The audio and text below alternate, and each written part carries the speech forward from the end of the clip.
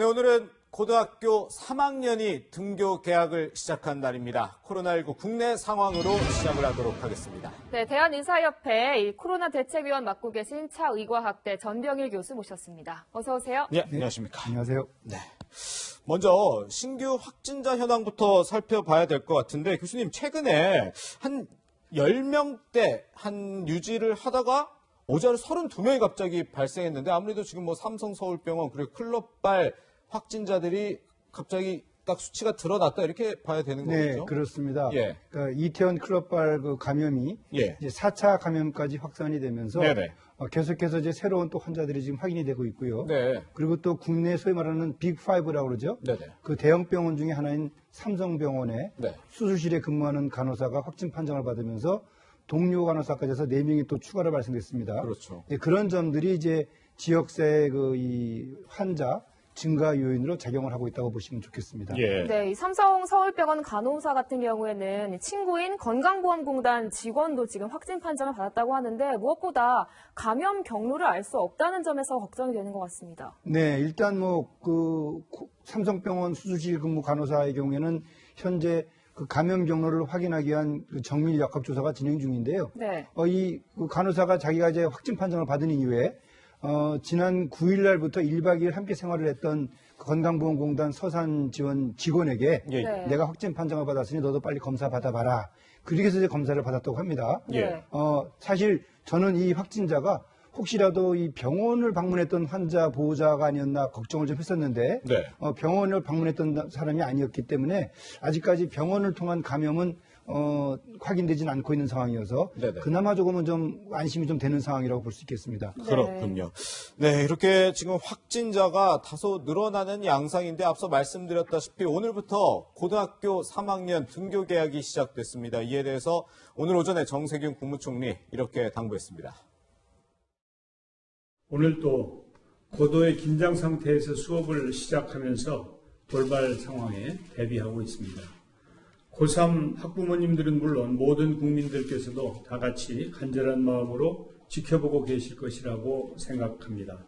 한치의 어긋남도 없이 안전하게 등교 수업이 진행될 수 있도록 모두의 힘을 모아야 하겠습니다.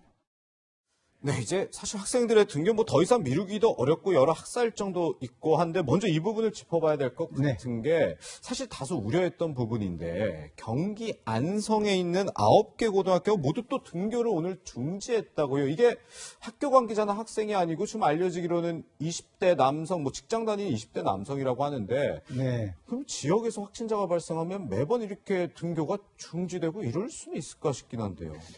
사실 그 안성에서는 이번에 세 번째 그 확진자가 확인이 된 사례입니다. 예. 그런데 이제 아마 이제 이 교육 당국이 네. 그 지역사회 그 환자 발생에 대해서 혹시라도 학교에 이런 것들이 확산될 수 있는 또 보호자들이라든지 뭐 이런 지인을 통해서 확산될 우려가 있다는 판단하에 네네. 9개 그 학교에 대한 등교 중지 명령을 내렸는데 예. 제가 볼 때는 좀 과잉 조치인 것으로 생각을 합니다. 예. 사실 그 학교에서의 등교 중지 결정은 네.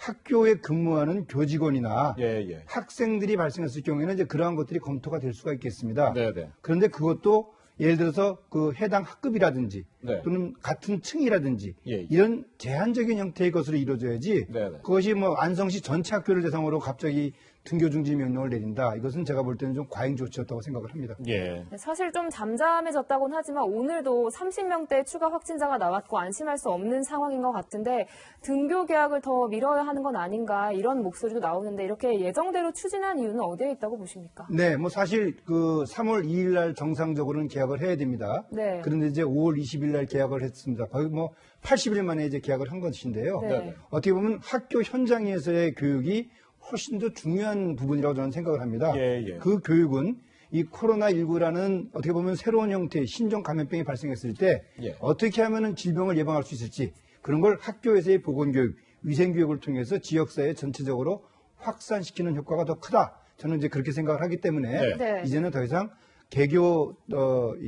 등교 개교 등교 계약을 미룰 수 없다. 저는 이제 그렇게 생각을 하고 있습니다. 네. 네. 어쨌든 오늘은 이제 고등학교 3학년이고 저희가 그래픽으로도 준비했지만 이제 순차적으로 등교가 이루어질 건데 네. 이걸 뭐 한꺼번에 뭐 등교하니까 지금 학사 일정 더 미루기 어려우니까 한꺼번에 하기에는 아무래도 어려운 상황인 건가요? 네, 아무래도 이제 한꺼번에 아이들을 학교로 등교를 시키게 되면은 네. 많은 인원들이 동시에 이제 접촉을 하게 되고 네, 네. 또 그로 인해서 혹시 또 모를 또 돌발 사태가 생길 수가 있거든요. 예, 예. 그래서 일단은 단계적으로 통제 가능한 범위 내에서 아이들을 등교를 시키면서 네. 혹시라도 그 이제 수업하는 과정에서 어떤 문제가 없는지 예, 예. 뭐 그런 것들을 하나하나 챙겨가면서 단계적으로 이 아이들을 등교시키는 것은 제가 볼 때는 바람직한 조치다. 저는 그렇게 생각합니다. 그렇군요. 네, 네. 그렇다면 오늘 등교를 시작한 학생과 학교는 어떤 생각일까요? 목소리 들어보시죠. 일단은 네, 몇 달 동안 안 갔던 학교 와가지고 일단은 좀 좋은 것 같아요. 학교에서 방역 처리를 잘 해줄 거라고 믿어요. 저는. 물티슈랑 약간 장갑 같은 거를 학교에서 준비해 오라고 시키고 이제 수저 같은 것도 따로 챙겨와서 밥 먹어야 돼요. 의심 증상 발현 시 그런 학생을 발견하면 그 수업하고 계신 지도 선생님 또는 쉬는 시간에 발생하면 가장 가까이 있는 선생님 또는 담임 선생님이 임시 그 대기실로 진짜 이동을 시키고 학부모가 직장 때문에 못 오면은 선생님 이제 택시로 귀가 조치하도록 거기까지만 안내하고 보건소에 가서 진단을 받도록 그렇게 안내하고 있습니다. 사실 가장 걱정이 되는 건 등교 계약을 한 뒤에 확진자가 나오고 이게 또 집단 감염으로 이어지는 걸 텐데 실제로 프랑스에서도 그런 일이 있었고 어떻게 하면 이런 걸 좀 예방할 수 있을까요? 네, 뭐 사실 프랑스에서 전국적으로 한 70여 명의 초등학교하고 유치원에서 확진자가 발생을 해서 네. 해당 학교에 대한 등교 중지를 시킨 사례가 있습니다. 예. 중요한 점은 학교 현장에서 매일매일 아이들의 건강 상태를 확인을 하고요. 네네. 그리고 또 그 아이들을 통해서 그 아이들이 이제 집에 있는 가족들도 건강 이상 유무가 있는지 네네. 그런 것들을 챙겨보면서 그리고 또 학교 내에서의 그 개인위생 수칙을 지킬 수 있는 뭐 거리두기라든지 마스크 착용이라든지 손 씻기 네. 그리고 또 식사하는 과정에서의 이런 대화하는 것들도 좀 줄일 수 있도록 하는 네. 그런 조치들이 이루어진다면은 예, 예. 프랑스에서 이렇게 집단적으로 발생했던 환자 발생도 어느 정도 좀 줄일 수 있지 않을까 생각을 합니다. 네. 네. 그렇다면 실제로 사실 서울 이태원 클럽에서 그때 저희가 이제 전례로 봤을 때 이 젊은 사람 학생들도 10대 네. 젊은 학생들이기 때문에 이 무증상 감염 사례가 꽤 많을 수도 있다는 생각이 들거든요. 네. 그래서 지금 방역 당국과 학교가 가장 좀 신경 써야 될 부분, 이 조치는 반드시 해야 된다고 한 부분은 뭐가 있을까요?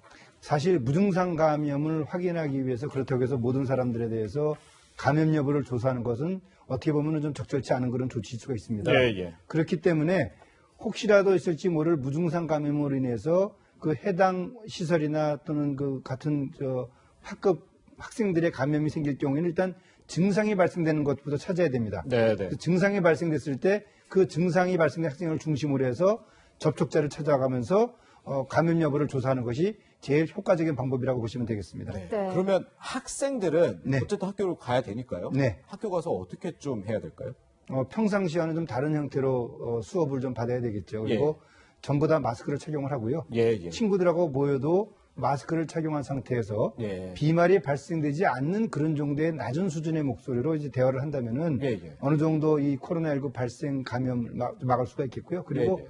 또 개인위생 수칙, 특히 손을 열심히 씻어야 됩니다. 네. 그리고 이제 아이들끼리 떠들고 뭐 이런 것들은 최대한 좀 억제를 해야 되고요. 예. 또 그런 것들을 하기 위해서는 학교의 선생님들께서 지속적으로 아이들에 대해서 관리를 좀 해주셔야 됩니다. 네. 네, 지금 뭐 무증상도 있고 그렇다 보니까 선제적인 관리가 무엇보다 중요할 텐데 서울시에서 선별진료소 무료 이용을 실시한다고 했거든요. 검진받는 사람 입장에서는 부담이 좀 줄 수 있을 것 같은데 이게 실효성이 있다고 보시나요? 네, 그동안에는 사실 검사 받는 것 때문에 좀 두려워하는 또는 좀 부담스러워하는 분들이 있었던 건 사실입니다. 네. 이제 그렇기 때문에 이제 개교 이제 등교 개학을 맞이하는 시점에서 네. 어떻게 보면은 좀 지역사회 불안감을 좀 줄이기 위해서 예. 선별진료소에 대한 무료 이용을 확산하는 것들은 서울시가 적절하게 조치를 취했다고 저는 생각을 합니다. 네. 이런 기회를 통해서 시민들의 불안감이 다소나마 해소가 될 수 있지 않겠는가 그렇게 예. 생각을 합니다. 네.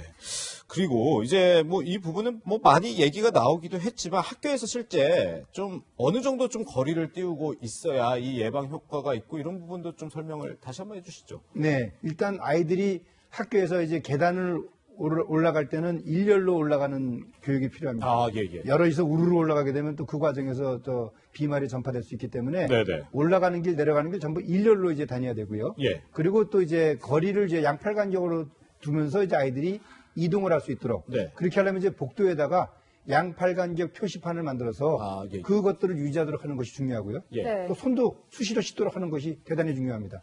예, 그렇군요. 네, 9일 만에 지금 확진자 수가 30명대로 늘어났습니다. 고3 등교 개학 오늘부터 실시되는 만큼 방역에 만전을 기해야 할 것 같습니다. 전병유 교수와 여기서 인사드리겠습니다. 고맙습니다.